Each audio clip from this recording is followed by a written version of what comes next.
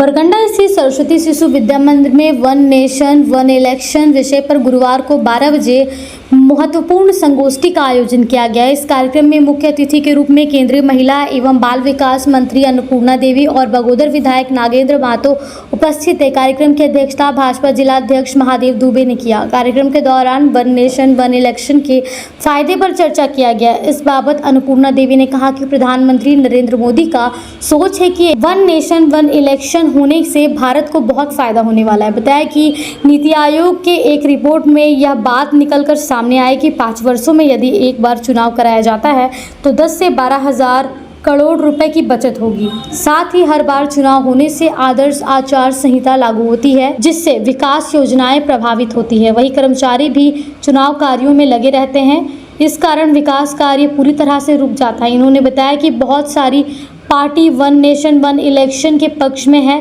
One nation one election के विचार को संबोधित करते हुए वक्ताओं ने कहा कि यह पहल न केवल लोकतंत्र को सशक्त बनाएगी बल्कि समय और संसाधनों की भी बचत करेगी। अलग अलग समय पर होने वाले चुनाव से प्रशासनिक कामकाज बाधित होता है और भारी व्यय भी होता है। एक साथ चुनाव देश में विकासात्मक योजनाओं के क्रियान्वयन में गति आएगी।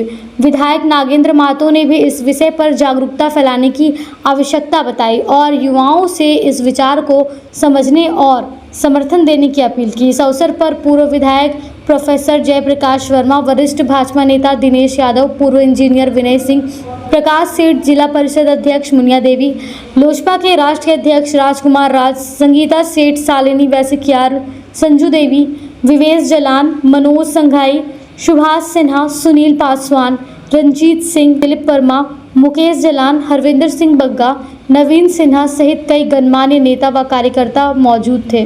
कार्यशाला आयोजन किया गया और एक राष्ट्र एक चुनाव के क्या फायदे हैं उसके बारे में विस्तृत चर्चा हुई।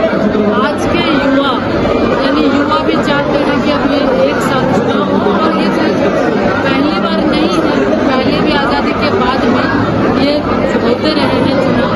तो ये माननीय प्रधानमंत्री जी की सोच है कि जिस तरह से बार बार चुनाव होने से आदर्श आचार संहिता की वजह से विकास काम बाधित होता है, बार बार मेन फोर्स यानी पैसे का भी खर्च, अधिकारी